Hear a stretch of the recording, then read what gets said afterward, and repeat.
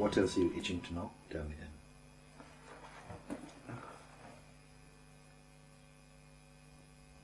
What is the origin of the consciousness?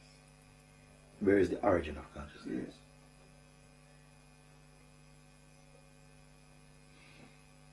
It cannot be pointed out spatially. It cannot be pointed out.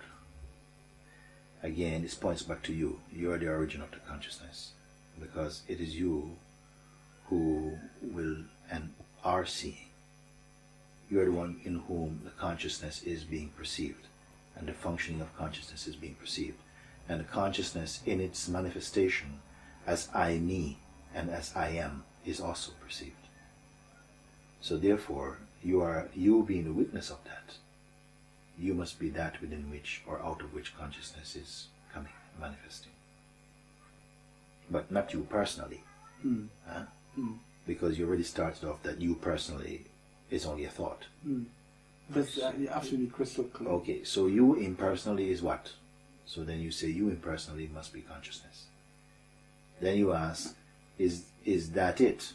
Is there more than consciousness? Is there something beyond consciousness? And I said, yes, let's take a look together. And so most of this conversation has been looking at this.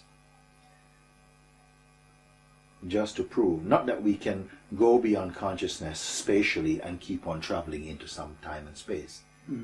We're just looking back. We're just talking from hindsight. We're just looking at what's behind, what we can see, what is potential, knowing that whatever you can see is on the desktop of the consciousness because you can see them. And we want to know if the seer of all of these items is included in the item packaging or not. Or is it distinctly outside of the box? Is it completely out of the desktop? You see? And we see that it's a very subtle thing. That in order for the things on the desktop to be seen with interest, that interest must be also in the seer of them. And if that interest is in the seer of them, then the seer of them is not yet purely spatial. The seer of them must also have some quality in it. And that quality in it is being reflected on the screen. I wonder if you follow this though. The seer is never totally apart from what is seen. What I mean by the itemized objects that of perception can only come into view with the belief in them that happens in the seer of them. My God, this is so important. What you are seeing and believing, the belief in them happens in you, and the believing in them that happens in you give them their apparent reality. What is the option apart from that? What is left? What is left is pure perception, meaning that when the senses perceive, or the mind perceives through the senses, without desire, without judgment, without projection, without interpretation, okay, then it perceives cleanly that which is as it is, because it's not doing it with a motive. It doesn't want to take something out of it. It's not personal. You see? So that seeing is clean. It does not leave any registration inside the consciousness, pure perception. As soon as there is interest and attraction for any particular item, a relationship is created. And as a relationship is created, okay, then there is potency in the object and in the perceiver of the object. So if the perceiver of the object is interested in the object, that perceiver is also quality. And a quality is not self-perceiving. My God.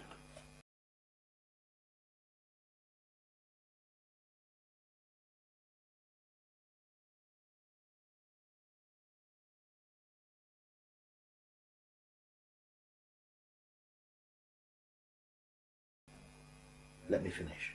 Okay. So both the perceiver of quality and the perceived quality are two aspects of one thing. They are both manifestations in consciousness. The consciousness which perceives them both, meaning that perceives the object of perception and the apparent subject of the perception, which then turns out to be itself an object, assuming subjective position, are both objects in consciousness. And the consciousness which sees this is completely immaterial. You're going to have to contemplate this. You're going to have to follow this. Right.